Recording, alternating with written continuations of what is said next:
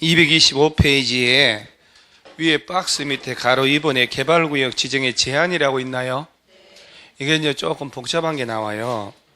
제한의 주체에서 기억의 원칙, 특별자치도지사 시군구라고 나오는데,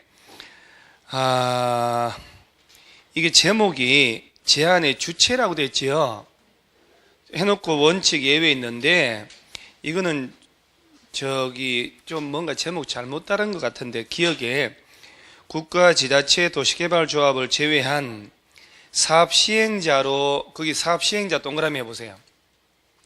지정될 수 있는 제한은 특별자치도 시군구청장에게 개발구역 지정을 뭘 할 수 있대요? 제한할 수 있다. 225페이지예요. 지금 뭐라고 하냐면 이런 얘기예요. 보세요. 국가나 지자체는 직접 지정을 하거나 최소 시군구조차도 요청하잖아요. 그래서 얘들을 제한할 이유가 없거든. 그 다음에 조합은 제한이라는 게 말이 안 되는 게 구역 지정을 하고 난 다음에 조합을 만들어야 되는 거예요. 그 조합은 구역 지정해달라고 제한할 수 있는 실체가 없는 거야, 아직. 그래서 요 세 놈을 뺀 나머지 시행자가 되고자 하는 얘가 주체가 되는 거예요. 누구 찾아가냐? 시군구 찾아가서 제안을 하는 거예요. 그러면 시군구에서 시도에 가서 요청해서 구역 지정하면 되거든. 그러니까 그 지금 제목이 제한의 주체라고 됐잖아요. 원칙, 특별자치도 시군구라고 됐는데 학생들이 잘못 보면 시군구에서 제한하는 걸로 인식을 한다니까? 그러면 안 되잖아요. 누구에게 제한하냐 이 말이에요. 그 시군구에 가서 제한을 하는 거거든. 그 이거는 앞뒤 문맥이 말이 안 되잖아요. 그래서 제한의 주체라고 해서 제한의 주체라는 글자 지워버려요. 주체라는 거 없애버려야 논란이 없어지는 거 차라리. 그죠? 지정의 제한 차라리 이게 나아. 자, 이렇게 되는 거예요. 다시 보면 국가나 지자체는 시군구 행정부 중에 제일 말단이 시군구예요. 국가나 지자체는 시군구에 찾아가서 제한할 이유가 있어 없어요? 없지. 국가 지자체를 빼고 조합을 뺀 나머지 시행자가 되고자 하는 얘네들이 누구 찾아가서? 시군구청장 찾아가서 지정에 대한 제한을 할 수 있다 이 말이야. 오케이? 지정권자한테 가는 게 아니고. 그리고 예외는 냅두고 동그라미 2번에 제한에 동의 있나요? 요게 이제 조금 이제 복잡한데, 민간 시행자, 거기 동그라미 하세요. 민간 시행자. 그리고 이게 길게 나오네. 둘, 넷, 여섯 번째 줄에 보면 인시행자에 해당하는 자가 개발구역 지정을 제한하려는 경우에는 대상구역 토지 면적이 얼마 이상? 3분의 2 이상에 해당하는 소유자 동의를 받으라. 토지 면적이 얼마? 드디어 오늘 이제 동의들이 쏟아져 나옵니다. 전체 면적이 300만 평이면 200만 평의 땅 주인들의 도장을 받아오라는 얘기죠. 그렇지. 자, 보세요. 이 얘기예요. LH공사, 지방공사도 제한은 할 수 있잖아요. 그런데 얘들은 공적 주체는 동의서 필요 없어. 토지 소유자들이나 민간 건설회사 등이 제한하려면 면적이 얼마 이상?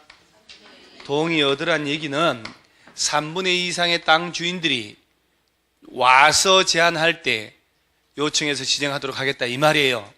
3분의 2 이상의 땅 주인 지주들이 원할 때 지정의 제한서 받아가지고 요청하겠다 이 얘기예요. 그래서 토지 소유자 얘들은 시험이 절대 안 나옵니다. 밑에 얘들은 절대 안 나오게 구조적으로 돼 있어요. 개발구역에 토지 가진 지주들이 군수한테 가서 제한하려면 면적이 얼마? 3분의 2 도장 받으라는 얘기는 3분의 2 이상이 제한할 때 그때 받아주겠다 이 말이에요. 개발구역 지정에 대한 제한할 때 토지 면적이 얼마? 3분의 2. 자, 이건 총수 2분의 1이란 말 없지요? 토지 면적이 얼마? 3분의 2. 개발 예정지에 3분의 2 이상 땅 주인들을 도장 받아와라. 자, 그 다음에 한 장 넘어가고 다음 페이지에 도시개발 구역 지정의 규모 있죠, 규모. 이거 다 외우고 있잖아요. 주거지역, 상업지역은 얼마 이상? 만. 공업지역 그래서 이제 공장 지을 땅은 보통 주택 짓는 것보다는 3배는 돼야 된다. 3만. 자연 생산 녹지 10,000. 도시적 바깥은 30만 제곱미터 이상으로 지정해야 됩니다. 이거 3번 나와서 3번. 이거 다 합쳐서. 그리고 이런 거 나오는 게 틀리면 좀 짜증나죠. 이런 거는 주는 문제인데. 6문제 중에 말입니다. 2문제는 저런 거 줘요.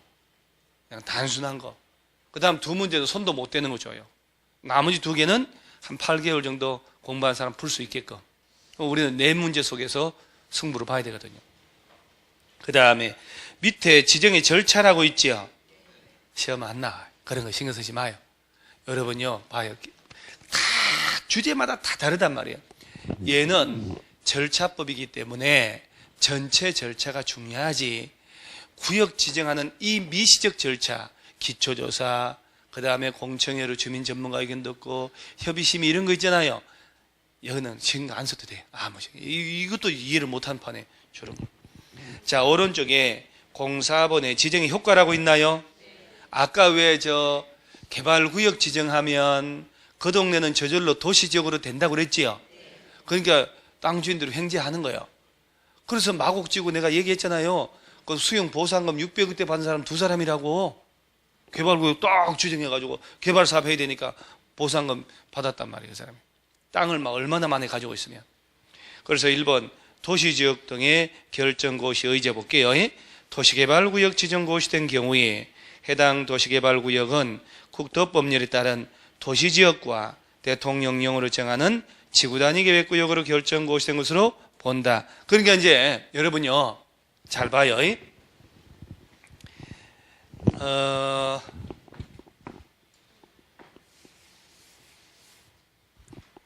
우리가 용도지역 모르면 안 된다는 거. 도시지역, 관리지역, 농림지역, 자연환경보전지역 있잖아요. 자, 농림지역에다가 개발 사업할 수도 있겠죠. 도시개발 사업하는데 뭐 여기는 개발구역 지정하려면 면적 얼마 이상으로 해야 될까요? 그 내가 11월, 12월 달 강의에 이렇게 기억을 잘하는 학생들은 이번 기수 처음이에요. 왜요? 5월 달에 물어봐도 틀린 사람 부직이에요. 도시지역 바깥을 물으면 대답을 잘 하다가 농림지역 물으면 뭐라고 하세요? 없어요. 그리고 가만히 있다가 3만. 도시지역 바깥이잖아요. 그래서 도시개발 사업은 관리지역, 농림지역에서 미는 게 가장 효과가 좋은 거예요.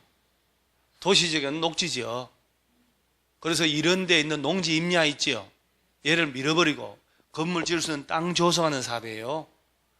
그러면 농림지역에 개발구역 지정한다. 최소 얼마 이상?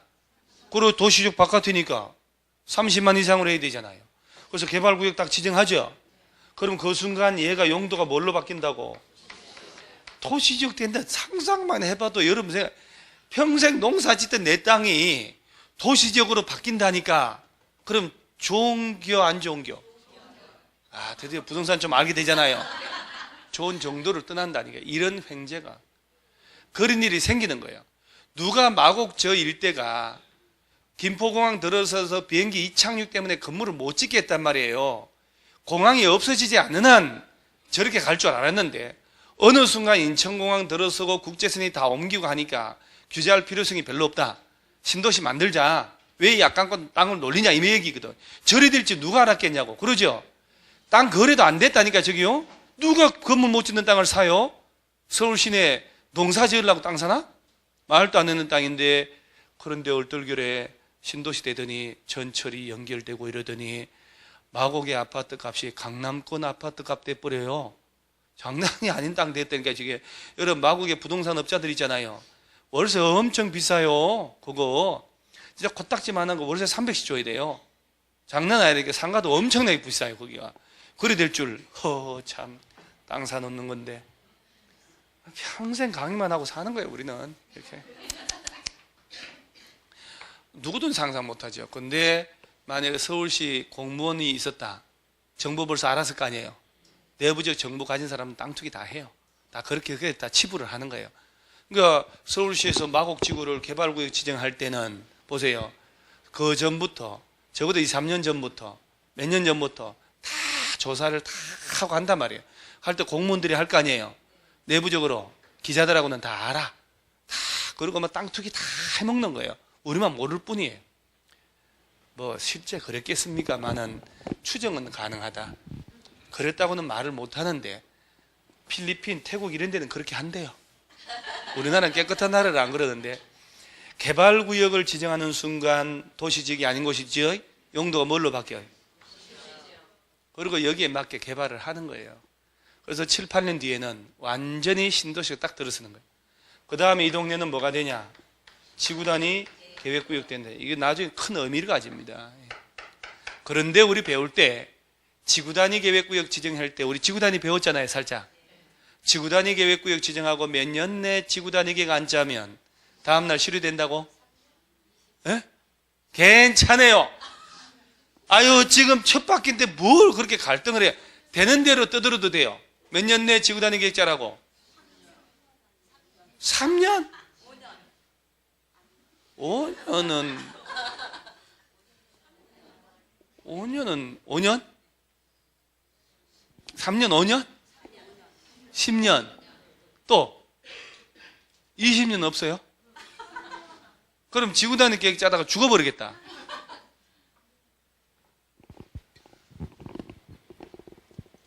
여러분 눈으로 직접 봐야지. 직접 봐야 돼. 직접 봐. 어? 기반 시설은? 뭐요 그게 또. 자, 마음대로 하지 말고. 제 카페에 어젯밤 12시 넘어서 누가 글을 하나 올렸는데 용도 변경 표를 하나 올렸어요. 내가 그래서 올리지 말라고 그랬어요. 왜냐면은 용도 변경할 때 산업 등 시설군 우리가 외운 거는 산업 등 시설군 논리적으로 이해를 하고 외웠잖아요. 앞대가리 막 해서 올려가지고 우리 학생들 보면 또 헷갈려 버리거든요. 자기 딴에 뭘 올렸는데 그래서 내가 싹 내려버렸는데 다시 그것은 딴 데서 배우고 이런 것은 올리면 안 되거든. 우리 학생들은 내가 그 밑에 놔서 그래. 내 공법은 내가 책임지니까 이런 거 올리지 말라고. 산업 등 시설군 외울 때 공장에서 물건 만들어 놓은 건 창고에 갖다 놓고 운수지를 통해서 이렇게 외웠잖아요. 편하거든. 그런데 뒤죽박죽해서 올려놨으니까 내가 어제 밤늦게 보다가 혹 해가지고 그걸 3개 올리고 오는데 아침에 와서 싹 다 그걸 날려버리라고 했어요. 그래서 항상 익숙한 패턴으로 가야 되는데 또 이상한 거 올라오면 학생들도 관심으로 본단 말이에요. 그래서 일단 공법은 몇 개 나왔으면 그대로 가야 되는데 딴 냄새가 나기도 하고 딴 데서 배우고 와가지고 올려놨나 싶어서 자랑하면서 올리면 안 되거든요. 그런 데다가 그 209페이지 211페이지 보세요. 211페이지 보면은 동그라미 안 됐으면 내가 창문으로 떨어져 버려요. 몇 년? 3년.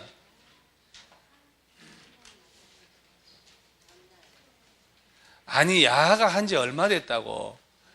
얼마나 중요하다고. 내가 3년 내에 지구단위 계획 수립 고시 안 하면 3년 된 날의 다음날, 그 다음날 또 동그라미 됐죠? 네. 그럼요. 뭐.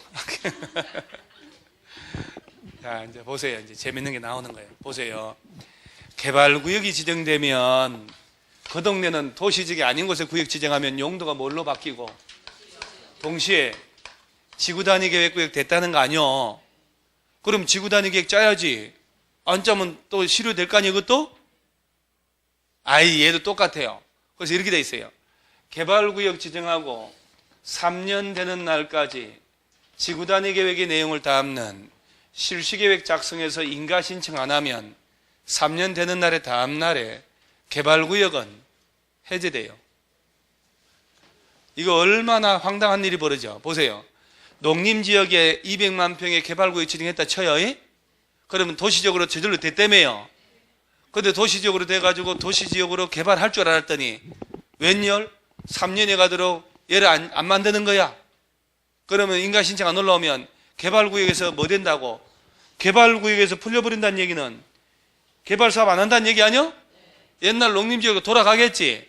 그럼 땅값이 떨어져 안 떨어져요? 이거 다시 개발하잖아요. 이거 20년 뒤에나 가능해요. 정비구역 지정했다가 뉴타운 지정했다가 푸는 경우 많이 났거든. 몇 년 전에 이제 경기 안 좋으니까 다시 지정 10년, 20년 뒤에나 가능해요. 안 합니다. 그러니까 개발구역을 지정을 했다. 그럼 용도가 도시로 바뀌면서 지구단위 됐잖아요. 3년이 가도록 아무 짓 안 했다. 빨리 하란 얘기야. 안 그러면 풀어버리겠다는 얘기야. 옛날 용도 돌아가 버린다니까? 그러니까 얼마나 중요하냐고, 시험에서. 그래서 계획을 짜고 구역 지정한단 말이에요. 그럼 그때부터 몇 년 내? 실시계획 작성해서 이때는 지구단위 계획을 담아가지고 실시계 인가 신청 안 하면 3년 되는 날의 다음 날에 개발구역은 다 풀려버려요. 그래서 원래 여러분요, 계획 짜고 구역 지정하는 게 원칙이에요. 선계획 후 개발이거든. 그런데 잘 보세요. 개발계획 짜서 구역 지정 좋아. 자연녹지, 생산녹지, 도시 외 지역에다가 봐요. 이런 데는 원래 개발 못 하잖아요. 자연녹지, 생산녹지 묶이면 꼼짝 못 하잖아요. 그런데 이런 데다가 개발 신도시 들어선다고 계획 짜가지고 소문 다 나면 구역되기 전에 땅 투기한 놈이 있을까 없을까?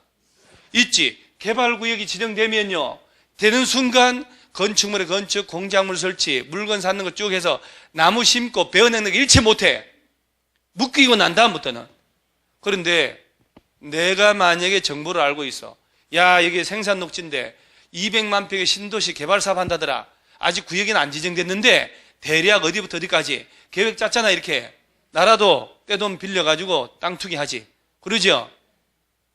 그래서 자연녹지, 생산녹지, 도시 외 지역은 꼼짝 못하게 먼저 묶어버려. 그리고 나중에 개발계획 짤 수 있다라고 돼 있어. 그러니까 개발계획은 구역 지정할 때 미리 짜지만 구역을 지정하고 나중에 짤 수도 있다, 이 말. 그래서 주로 구역 지정을 먼저 하고 나중에 개발계획 짜는 곳이 어디냐? 틀린 거 골라봐라 하는 문제도 나온단 말이에요. 주로 이런 데 보세요. 자연녹지, 생산녹지, 도시지역, 바깥 이런 데. 느낌이 일견 타당하지 않아요? 이런 데다가 지정할 때 먼저 개발계획 짜서 소문 다 나면 안 그래도 땅값 저렴하잖아요. 그래서 땅 투기하고 난리가 나지. 그럼 보상비 엄청나게 올란다니까.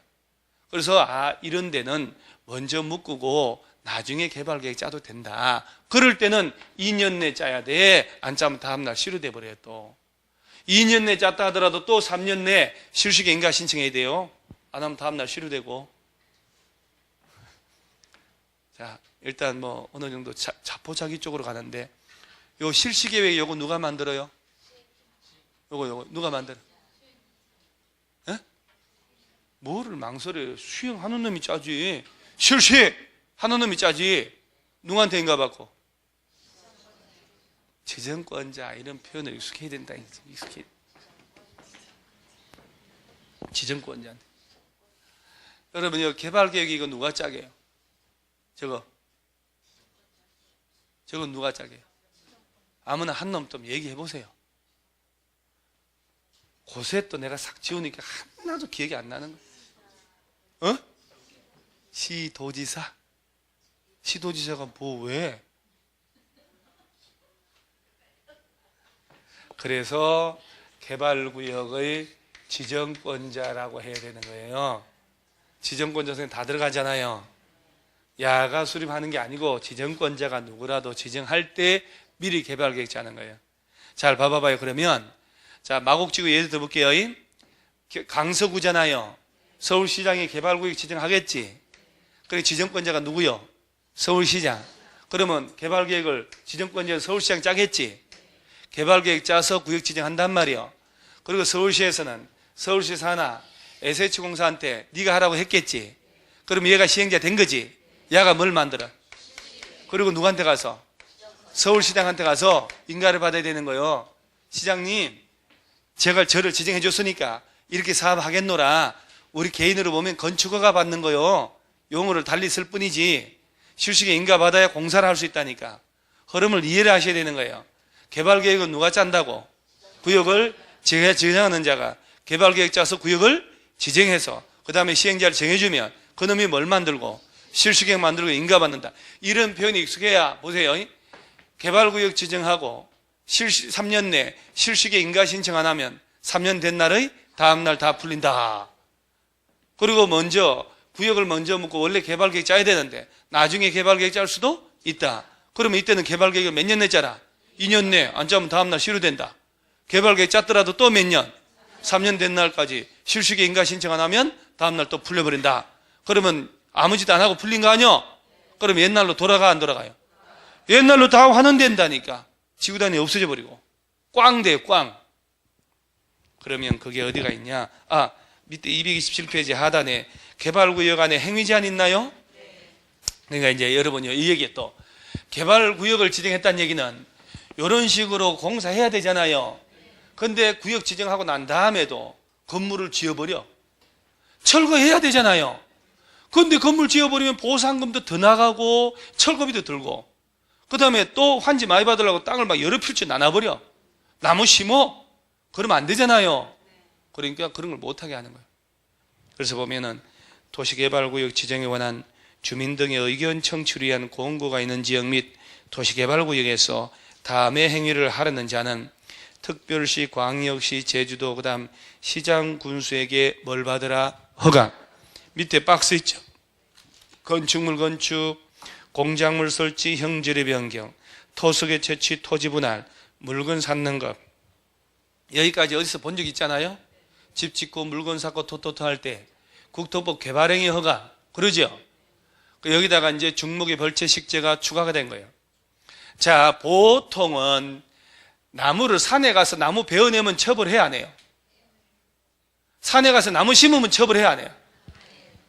그러잖아요.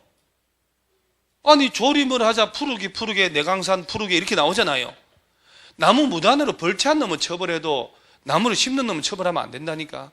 그런데 여기서는 보세요. 밑에 맨 밑에 중목 있죠? 나무를 벌채도 하지 마세요 하는데 식재 심는 것도 하지 말라는 얘기 아니에요? 왜 그럴 것 같아요? 여러분 있잖아요. 이 개발 사업을 할 때 보상금 책정할 때 있잖아요. 예를 들어서 내가 농지가 있다. 농지. 맨 땅맛은 땅값만 평가해요. 근데 농지에 배추가 심어져 있어. 배추밭 플러스를 줘요. 배추 폭이 요만큼만 올라와도 한 포기로 해서. 인삼은 인삼 심으려면 일이 많잖아. 시커멓게 다 가려야 되는데 인삼은 6년간 인삼 나쁜 사람이네. 인삼 심는 것은 인삼 대충 해놓고 돈을 그냥 산삼값을 받으려고.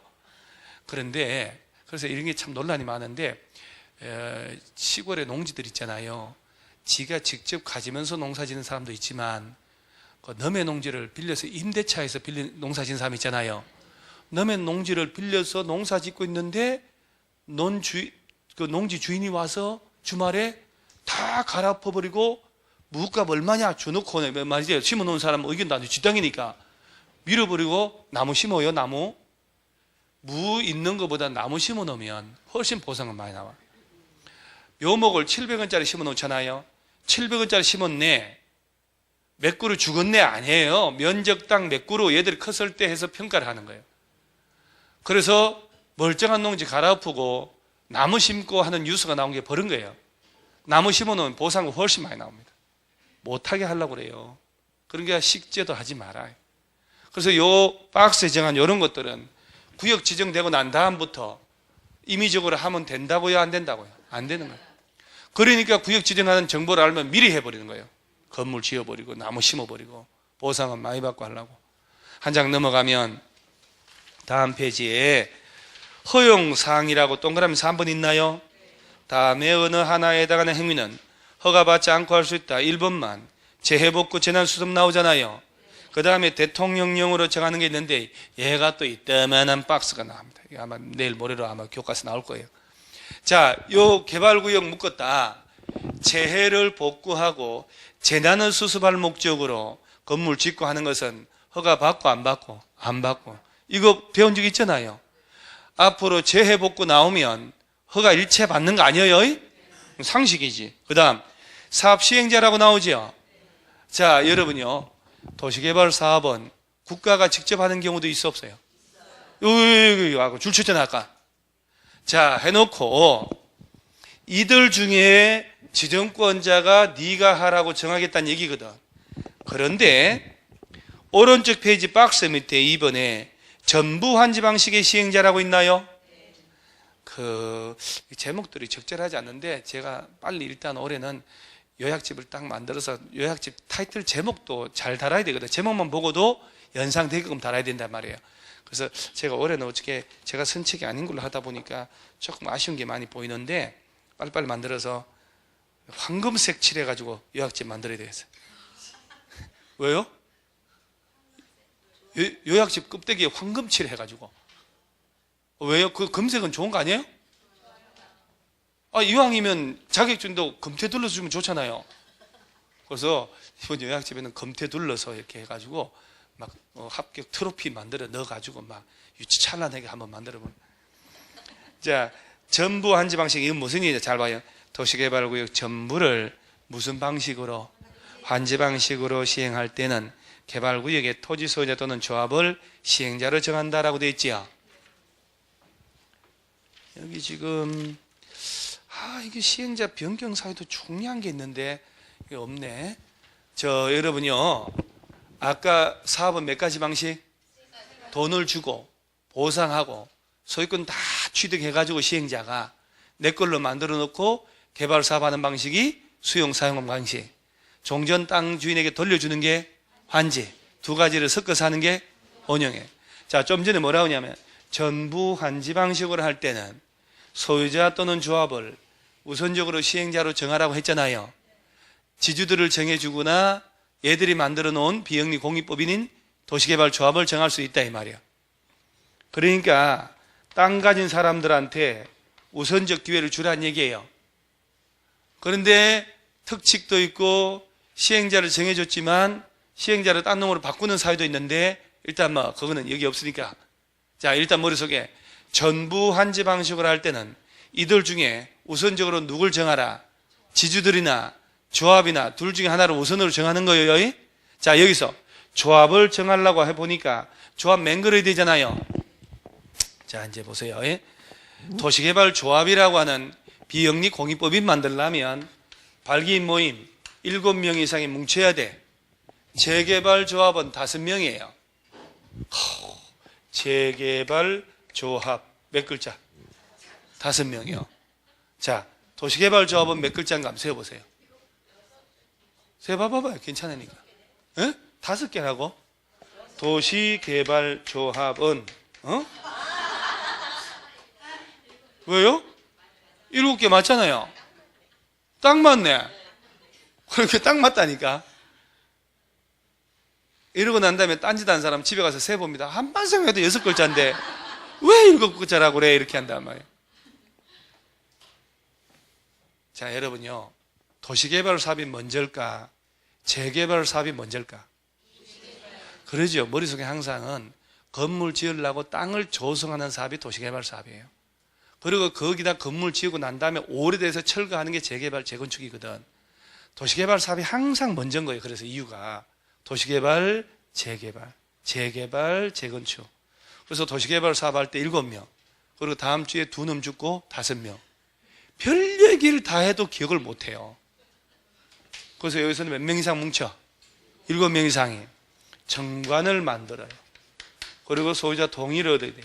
조합 만들려면. 자, 전체 면적의 3분의 2 동의서 들어가야 돼요. 여러분요, 300만 평의 땅이다. 조합 설립하려면 200만 평의 땅 주인 동의 받아야 됩니다. 그런데 잘 봐요. 300만 평인데 지주들이 100명이에요. 땅 주인들은. 근데 그 중에 A, B 두 놈이 있어. 한 놈은 100만 평, 한 놈은 80만 평 가지고 있어요. 또 한 놈은 30만 평 가지고 있고 100명 중에 세 놈이 200만 평 넘게 가지고 있어. 그럼 면적의 3분의 2 도장 받았지만은, 그러죠? 전체 수의 3명밖에 안 되잖아요. 100명 중에. 그럼 97명이 소송하겠지. 그래서 딱 기본으로 전체 면적이 얼마? 3분의 2 소유자와 소유자 총수의 2분 이상의 동의 얻으라고 돼 있어. 그러면 면적의 3분의 2 도장 받아보니까 세 놈이요. 그러면 세 놈, 100명의 세 놈이니까 전체 50명이 안 되잖아요. 47명의 동의 더 받아와야 돼. 그래서 이런 걸 볼 때 면적의 3분의 2 이상 소유자 또는 소유자 총수 2분의 1이라고 그랬죠. 또는 그러면 안 되는 거지. 둘 중에 하나면 안 되는 거야. 면적의 3분의 2 이상 소유자와 소유자 총수 2분의 1. 이런 걸 객관식에서는 뭐 미친 듯이 내는 겁니다. 시험에서. 동의 받아야 돼요. 그래서 도장 받아가지고 지정권자 찾아가서 설립인가 받는 거예요. 개발구역 지정권자 서울시에 가서. 그리고 30일 내에 등기해야 조합 성립이 되는 거예요.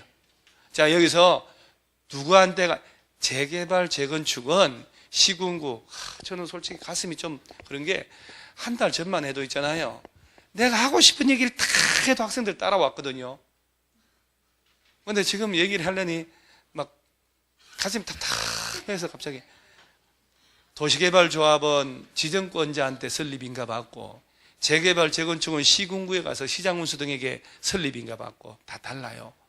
그럼 만약에 양천구 신정동에 있잖아요. 도시개발조합을 만들 때는 7명 이상이 동의받아서 서울시에 가야 돼. 재개발 재건축은 양천구청에 가야 돼요. 달라요, 법적으로. 얼마나 복잡하냐고. 자, 여기서는 조합 설립하려면 누구한테 간다고? 지정권자라고 해야 돼요. 이거 막 시군구로 막 매일 내는 거예요. 자, 1번 조합 설립인가 보세요. 자, 제가 체크하는 것만 한 거예요. 조합 설립하려면 개발구역 토지소유자, 자, 몇 명? 7명 이상 동그라미 시행령으로 정한 사항 포함한 정관 작성하여, 자, 누구에게? 지정권자에게 설립인가 받아야 합니다. 거기, 자, 몇 명 이상이? 정관 만들어서 누구에게 가서? 자, 여기 여러분 있잖아요. 지정권자에게 줄치고, 자, 내년 10월 달까지 수천 번을 할 거거든요. 그래도 틀린 사람 나올까 안 나올까요? 나옵니다. 시군구로 바꾸는데 뭐 객관식 문제도 무지하게 풀어보거든. 또 틀려요. 전기 고문을 하고 싶어요. 지지직해서 왜 그랬냐고. 배우가 누구냐고. 공범이 있냐 없냐고. 막 고문을 하고 싶어요. 누구한테 설립인가? 지정권자. 자, 그 다음 동의. 조합 설립인가 신청하려면 해당 개발구역 토지 면적이 얼마? 3분의 2 이상 소유자 와 동그라미 와. 토지 소유 총수의 얼마? 2분의 1 이상 동의해야 된다. 강의할 때 동그라미 친 사람은 동그라미 치려 할 때 할 일이 없어서 멍하니 쳐다보잖아요. 그러니까 여러분 포인트를 잘 잡아야 돼요. 강의할 땐 강의 듣고 제가 읽으면서 동그라미 치려 할 때 치고 하는 거예요. 그래요. 2번, 3번 복습하잖아요. 강의할 때 막 숨어서 동그라미 쳐놓고 동그라미 치라니까 가만 놀고 이걸 역행이다 이렇게 얘기를 해요. 자, 그럼 한 장 넘겨보세요. 조합 설립 등기. 조합 설립 인가받은 조합 대표자는 인가받고 며칠 내? 30일 내 등기해야 되고 등기해야 조합 만들어지는 거예요. 여러분요, 제가 한번 재밌는 거 얘기 들어볼까요? 자, 7명 이상 땅 주인들이 정관 만들어서 전체 면적의 3분의 2 소유자하고 총수의 2분의 1 이상에 해당하는 도장 받아가지고, 그죠? 지정권자한테가 설립인가 받잖아요. 설립인가 받고 지체 없이 등기하라고 그랬죠. 지체 없이가 아니고 30일 내. 그렇게 내는 거예요, 시험에서. 어차피 틀린 거 하나 만들어야 되잖아요. 저를 원망하지 말고 객관식은 이렇게 낸다라고 수업시간에 얘기해 줄 때 감사히 봐야 되는 거예요. 평범하게 수업만 해주는 거하고 요건 요렇게 나옵니다, 요렇게 나올 때 주의하세요 할 때 저 진짜 있잖아요. 20년을 강의를 이것만 했어요. 이것만. 이 집만 했어요. 이 집만. 모든 사물이 객관식으로밖에 안 보여. 자다가도 객관식이 보여요. 자다가도. 심지어 작년에 시험 보기 한 2주 전에 있잖아요. 꿈 꾸는데 꿈에 허연 산신령이 나타나가지고 수염 길고 지팡이 들고 구름 타고 와가지고 이행강제금 신경 써라. 이행강제금은 상상도 못하는 게 나왔잖아요. 이행강제금 건축법에서. 그건 한 번도 안 나온 거거든요. 그런데 이행강제금 결정된 금액에 사안마다 틀리게 70%, 80%, 90%. 그래서 1억이 결정나면 만약에 건폐를 초과했다. 1억에 70%는 부과하고, 신고 안 한 경우 70%, 건폐율은 80%, 용적률은 90%, 허가 안 받으면 100% 그대로. 그거는 누구든지 예상 안 한 건데 산신령이 나타나가지고 얘기해 줬다니까. 이거 꼭 기억하라고. 그대로 시험 박스 나왔다니까. 이게 농칠이가 있어요. 농칠이 절대 외우지 마라. 농칠이 그대로 나와. 그 신령님이 꿈에 나타난다니까. 이 집만 하니까 나는 그런 거 필요 없거든요. 숫자 6개만 알려주고 하면 되는데 7, 12, 22, 32, 44, 45 숫자 6개만 알려주고 하면 나는 더 이상 바랄 게 없는데 한 번도 그러질 않아. 6개가 뭔지 아셔요? 로또 번호 6개만 알려주면 나 분필 번질르고 나 떠난다니까. 지리산으로 나 자연처럼 이 6개 번호를 한 번도 안 알려줘요. 시험에 뭐 나올지만 얘기해주고. 이게 뭔 짓이냐고. 이게 6개만 다 가르쳐주면 밤새 일어나가지고 숫자 기억해놓고 있다가 메모해놓고 아침에 일어나자마자 로또 가게 사서 사가지고. 안 그래요? 알려줬는데 안 받, 그런 적 없어요. 알려주지 않았어. 줬어요? 안 맞았어? 알려준 걸 기억을 못 했겠지. 다른 번호 했겠지. 그래. 적었어? 합격하겠네. 그게 내가 볼 때 합격을 예시한 거예요. 로또가 아니야, 그것은. 그 다음에 어딜 보냐면은 230페이지에 가로수 한 번이 임원이라고 있나요? 저 조합장, 이사, 감사 있죠? 이걸 임원이라고 그래요. 학교에 학급 임원이라고 알잖아요. 반장, 부반장. 그런데 여기서 우리가 재밌는 게, 그 동그라미 이번에 임원의 결격 사유 있나요? 이번에 또 이제 이쪽에서 나왔는데, 이거 이 얘기예요. 여러분 봐봐봐요. 이 중에 땅 주인들 모였잖아요. 총회에서. 전체 회의를 총회라고 그래. 그 중에 총회에서 조합장, 이사, 감사를 뽑는단 말이에요. 뽑는데 이 사람들은 이사, 감사, 조합장 하면 안 된다. 이 결격 사유야. 어리버리 삼총사 그 일당들이라고 외워야 되거든. 이면 될 수 없다. 어리버리 삼총사라고 여러분 얘들 항상 동반자 세 놈이 미성년자, 한정치산자, 검치산자 있잖아요. 한정치산자, 검치산자라고 들어봤어요? 평소에 술 한잔 먹으면 친구 중에 술 한잔 먹으면 맛이 간 놈 보고 이 한정치산자 같은 놈 이렇게 얘기하잖아요. 심신이 박약하거나 재산의 낭비로 자기 또는 가족의 생활을 궁박하게 할 우리가 있는 사람을 한정치산이라고 그래요. 검치산자는 심신상실, 주로 치매 환자. 그런데 검치산자, 한정치산자라는 용어가 조금 좀 인권하고 안 맞다. 뭐가 안 맞아? 일제 때부터 쓰던 용어인데 확 와닿구만. 그런데 이거를 피성년, 피한정 후견으로 용어로 바꾼 거예요. 여러분, 피한정 후견인, 피성년 후견인하고 한정치산자, 검치산자 어디가 와닿아요? 한정치산자, 검치산자 와닿지 않아요? 헐 편하구만. 완전 맛이 간 사람을, 검치산자 맛이 덜 간 사람을. 주로 한정치산 선거를 누가 한 줄 아세요? 어떤 사람 한 줄 아세요? 알코올 많이 먹는 사람. 그 다음에 종교에 빠져가지고 온 재산 막 다 갖다 붙이고, 그래가지고 다 헌금하고 불진에 다 내가지고 한정치상 선고해 주세요. 법정 대리인 되게요. 그럼 법률행위 취소해서 돌려받아야 되겠습니다. 이런 거거든요. 근데 치매 오면 완전 가잖아요.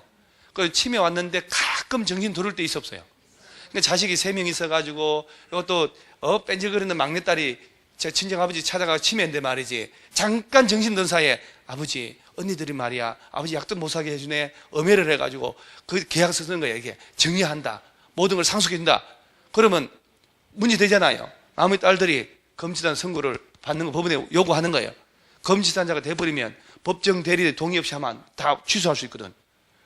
그러니까 비성년, 비한정 후기는하고 미성년자 세 놈을 어리버리 삼총사라고 그러는 거예요. 얘들이 공통분모로 앞으로 계속 나와, 공법에서. 얘들은 조합장, 이사, 감사 할 수 있다, 없다? 없다. 그 다음에 얘들하고 각별히 친한 놈들이 몇 놈 나와요. 그래서 파산 선고받고 복권 안 된 놈 있죠? 녹수자 같은 놈하고, 그 다음에 얼굴에 칼집 확 난 놈이 있어요. 교도소 갔다 온 지 2년 안 된 놈. 그래서 금고 이상의 형의 선고를 받고 집행 끝나거나 집행받지 않기로 확정되는 몇 년 지나지 않은 자, 교도소 갔다 온 지 2년 안 된 놈이요. 그 다음에 금고 이상의 형의 선고를 받고 집행유예 기간 중에 있는 자.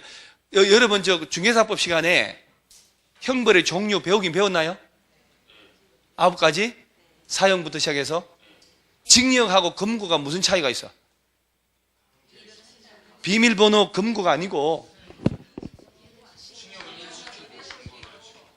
일을 하지 말고 노역이라고 하는 거죠.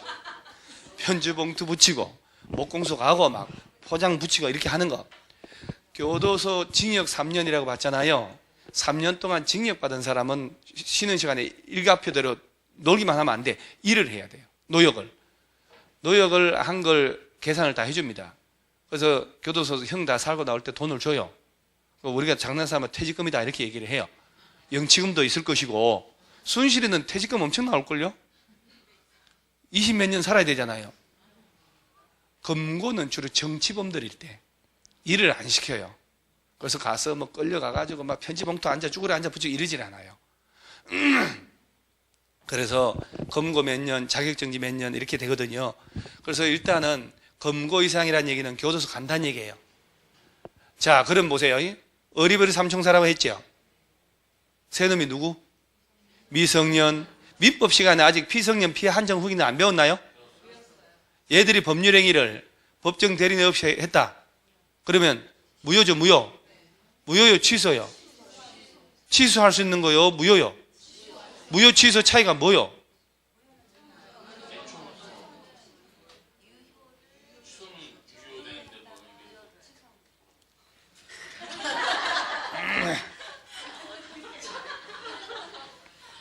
찬물 한 잔 먹는 거 알죠? 용암을 꺼뜨리는 거, 용암. 미성년자가 제 얘기 잘 들어봐 봐요. 16살 먹은 애가 19살이 달하지 않은 미성년자거든. 미성년자가 아버지 용돈을 받았는데 용산을 가다가 단 지금부터 3분 동안에 애플 컴퓨터를 맥북을 300만짜리인데 선착순 2명 단돈 3만 원에 판다. 그래서 얘가 딱 걸린 거예요. 3만 원 주고 샀어. 유리에 불리해요. 시세 300짜리라니까요. 단돈 3만 원 샀잖아. 그럼 유리하면 미성년자는 냅둬야 되잖아. 그지? 3만 원짜리를 300만 원 주고 샀더니 껍데기만 있어요. 껍데기만. 불리하잖아. 열받지. 가서 깽판 쳐야지. 미성년자가 한 법률행위는 유리할 때 냅둘 필요가 있다 이 말이야. 무효라는 것은 유무효 주장하지 않고도 어떤 법률행위 했더라도 처음부터 효력이 없어. 취소할 수 있는 법률행위는 취소권 행사 안 하면 1억 유효야. 냅두면 돼. 불리할 때 가서 깽판 치라는 얘기예요. 그러니까 본질을 이해를 해야 되는데 무무치치치 외우는 거니까 필요 없어. 그거 다 행위. 얘들 우리 옛날에 배웠던 무능력자라고 그래요. 미성년자, 피성년, 피해 한정 후기는 있잖아요. 얘들한테 유리할 수도 있겠지. 냅두란 얘기예요. 불리할 때 본인 또는 법정 대리인이 가서 취소권 행사하라니. 그래서 얘들이 한 법률행위는 취소할 수 있는 법률행위야. 당연 무효가 아니고 103조, 104조처럼 반사의 질서 위반했다. 누구나 할 것 없이 있으면 안 되지. 주장하지 않더라도 전부 무효야, 무효. 무슨 말인지 이해가죠? 그러니까 이 세 사람은 개발구역 안에 땅 가진 사람 중에 10살 먹은 미성년자 있을 수 있어 없어요? 검치산자도. 그렇지. 나이 먹은 사람 중에 할아버지 있잖아요. 이 사람들은 조합원 될 수 있어 없어요?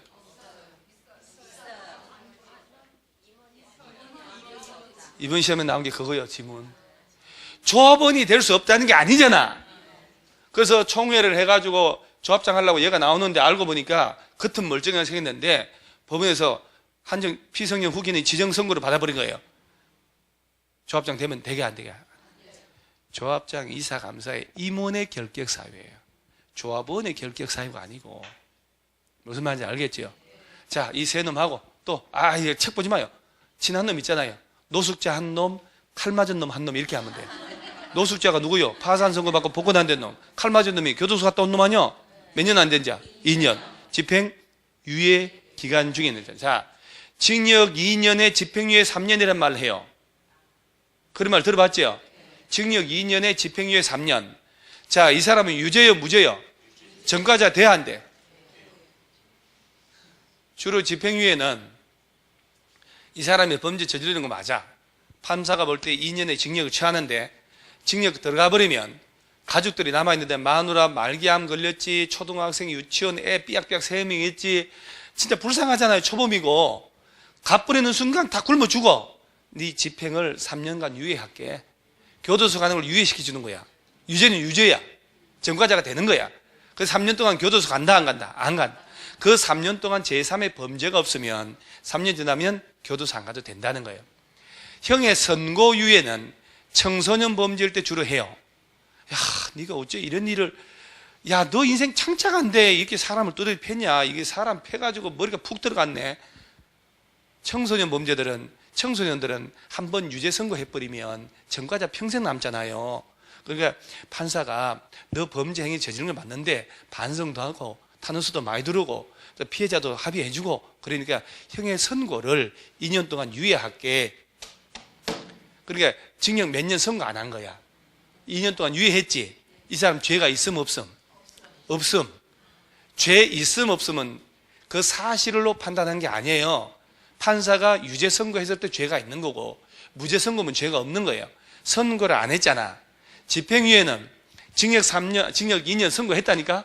징역 2년, 집행유예 3년, 집행을 3년간 유예한다 이 말이에요. 선고유예란 얘기는 선고를 아예 안 했다는 얘기지. 그러니까 범죄가 있다 없다? 없어. 무죄야. 죄 없음이야 이 사람이. 근데 만약에 유예기간에 범죄 저지르잖아요. 유예한 거하고 병과를 해서 선고를 해버립니다. 유예기간에 조심하라, 집행유예기간에 조심하라 하는 얘기가 바로 거기서 나오는 거예요. 만약에 이재용이 지금 집행유예기간이거든요. 삼성의 이재용 씨 알죠 여러분? 진짜 불행한 사람 아니요. 아버지 치매로 저렇게 쓰러졌잖아요. 아니 저 병으로. 그잖아요? 아버지 그랬지 아니요, 호르몬이 모시고 살잖아요. 그러다 지 이혼해가 저래 살지, 애 떠마다 살지, 여동생 자살해서 죽었지. 교수 진짜 불행한 사람이요. 근데 걔를 불행하게 봐요? 필부 입장에서 볼 땐 진짜 불행한 사람이잖아요. 마누라하고 이혼당했지, 아버지 병석에 누워있지, 여동생 하나 자살해서 죽어버렸지, 또 여동생 하나는 부부간에 이혼했지. 그러니까 집안이 참 불행한 집안인데 누구도 그렇게 안 봐. 그렇잖아요. 집행유예 기간 중에 있는 이재용 씨가 다른 범죄 드러나잖아요. 집행을 유예한 것도 살아야 되거든요. 자, 그러면 조합장, 이사감사, 임원의 결격 사유가 여기서 제대로 말아놓으면 재개발, 재건축도 나오고 저 주택법도 나오고 중개사법도 나와요. 중개사법 시간에 이거 배우지 않았나요? 중개업자 결격 사유? 아직 안 배웠어? 배웠잖아요. 똑같이 나왔잖아요. 그것은 우리 공법은 교도소 갔다 온 지 2년이 되지 않은 사람은 못해요. 2년 지나면 할 수 있는데 중개사법은 3년이죠. 그러면 징역 2년 살고 왔어. 내가 교도소 나왔지. 2년 6개월 됐어요. 조합장 될 수 있어 없어요? 중개업자는 교도소 살면서 공인중개사 시험에 합격했어. 그럼 공인중개사 여 아니여? 기지. 내 시험 합격했는데 근데 개업은 못하지. 교도소에서 어떻게 개업을 해? 나와서 살고 나왔단 말이야. 나오고 개업하려면 몇 년 지나야 된다고. 똑같아요. 공법하고 똑같은데 그것만 달라. 결격 사유가. 이런 것들은 봐놔야 돼요. 그 다음에 나머지는 특별히 지금 안 해도 괜찮고, 한 장 넘어가면 232페이지에 실시계획 나오죠. 여기까지가 보세요. 조합 만드는 거잖아요. 조합 만들었죠? 조합 이름으로 뭘 만들으라고? 조합이라는 권리 주체 나왔으니까 실시계획 만든다니까. 찬물 한 잔 먹고 또 달리는 거예요.